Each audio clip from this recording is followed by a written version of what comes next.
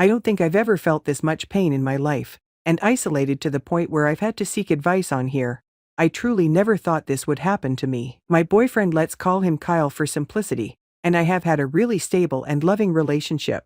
And for context, I've lived most of my life in London, and I met him in London as well. He is American. He works in asset management and we're both fairly traditional, so I work mostly freelance. But I don't really make even a third of what he makes, which was fine as I plan on becoming a housewife and the primary caretaker. But this year he was offered a job in New York City where the pay is astronomically higher than he was making in London. And my whole life is in London, all of my family and friends. But I knew that this was going to open up doors for him and that we'd be able to buy a home in the future and etc. So, we moved right after Christmas to a really nice flat. Did not realize how expensive rent was here BTW. And because of COVID he works mostly remote, but sometimes he goes in and out of the office. He had his friends, so I realized that I also needed to at least try to befriend someone. But it was incredibly difficult, because when we moved there were still restrictions and I wasn't actively working. But when we met our landlord, I thought she was great. Quinn for simplicity. We were almost the same age, and even though we didn't have too much in common, she was incredibly welcoming that we even went to breakfast and lunch sometimes. Kyle was happy that I had befriended her. As the months went by, Quinn and I would have some drinks at my place or I'd go to hers, and one time I went with Kyle, and we got to know each other on a more personal level. She told me how dating felt so much harder at her age and that she'd always had fertility issues in her family, and was afraid that she was running out of time. And I sympathized with her because I had endometriosis, and I also had a similar fear. But in the last 2 months, I would only see her maybe once a week as she claimed she was spending a lot of time with her aunt, and so she was more busy than usual.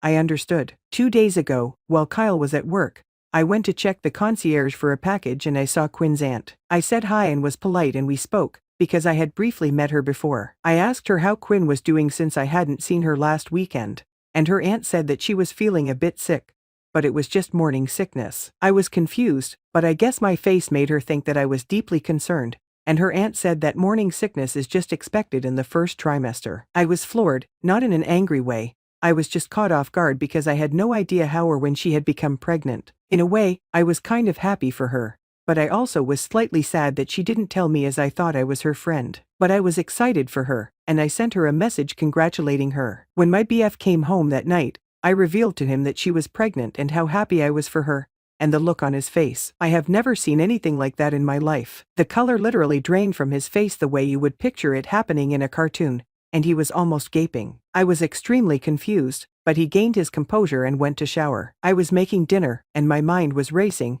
I couldn't really focus, but I couldn't pinpoint why. After he showered and I finished cooking, I decided to lay on the bed for a while, because I was feeling horrible. My BF then said he needed to get some really important bills from our mail, and he left quickly. At this point, I felt so horrible, so sick, because something felt ridiculously wrong. The entire atmosphere had shifted and I was completely unsettled. So I waited for him to leave and I followed him. It was all such a blur that I don't even remember walking to her floor.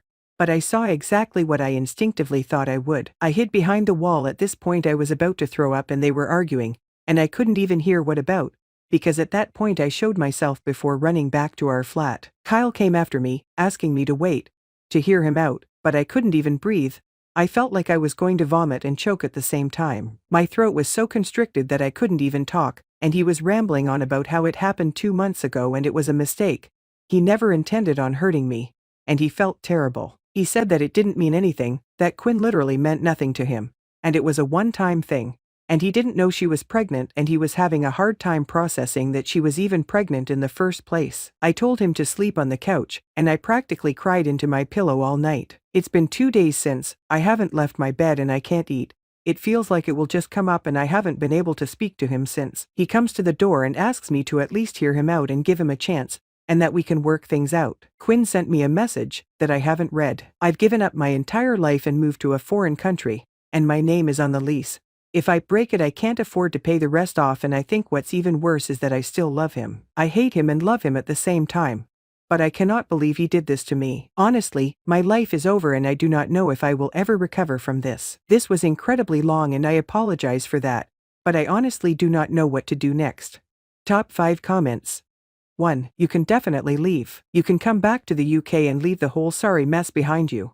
and leave the ex-boyfriend and the landlady to play happy families together? Can you stay with friends or parents in the UK until you get yourself back on your feet? Forget the rest of the rent. Realistically, your landlord is going to have very little chance of pursuing you for the rent whilst you're living in the UK. Rent payments are a civil matter rather than criminal, so extradition treaties don't apply here. If you're living in the UK, your landlord would have to bring a case against you in a UK court, and it's highly unlikely that a judge would look favorably on her if she'd slept with your BF, and between them they'd effectively made your staying in that apartment untenable. It would likely be ruled that the contract had been frustrated by other events. Usual disclaimer applies: not a lawyer, if in doubt, consult a proper one, etc. If you are short of money and need to get back home, you may be able to get a temporary loan from the British consulate in NYC, or from the embassy in Washington, to cover your flights home. If in doubt, call the embassy. They normally have a specially trained member of staff to deal with situations like this, helping British nationals get home after abusive relationships, etc. Source: have worked in British embassies overseas. 2. I think your property manager will let you break lease under the circumstances. I'd contact whatever company the rent money goes to and explain in as much detail as you like. But say you have to break lease because of extenuating circumstances. It'll suck, but you're going to be fine once it's over. Reach out to whoever you can for any support you can muster. Make that jerk pay for a hotel till you leave. Just do whatever you can to take care of you, and get out of there. 3. Just remember one thing: if you decide to stay, Quinn will be always third in your family because she is to be a mother to your boyfriend's child. Think carefully. Situation looks awful, but you will go out of it clean. Nothing to share with him, and after a while you will find someone better in London. You dodged big bullet. This could have happened when you have 2 kids and you stay home mom. You are lucky in this unlucky situation. 4. You get a flight back to London and you leave. If Quinn really is your landlord, I really can't see her coming after you for rent. She can take your ex as collateral. Your credit score in the US won't follow you, and by the sounds of it, your ex can afford the space on his own. Take good care of yourself. You don't deserve any of this. 5. I am going to suggest you call your parents and immediately start making preparations to move back home. The reason I say this is because at this point there is way too much potential long-term damage to ever really come back from this. Think about it. Even if you do decide to forgive him and make this relationship work, what happens if this baby is born? That is his child. That woman is also the mother of his child. He is going to have to parent the baby or pay child support, and those two will forever be in your lives. A child that isn't yours, a woman that destroyed your relationship constantly there. That is way too much emotional trauma. I know you probably want to ask him all the typical questions those of who have been cheated on ask. Why? How could you do this? Do you love him, her, etc.? But trust me, cheaters rarely tell the whole story, and 99% of the time, even when they do, it's going to be information that is difficult to hear and will probably do more damage. Take some time to heal, reflect on your life, and start to try and develop yourself independently. You are rightfully grieving, but right now take some time to let it all out, then start making the steps necessary to leave. You are young, you don't need to be looking towards a future or marriage with someone who has shown you who they really are.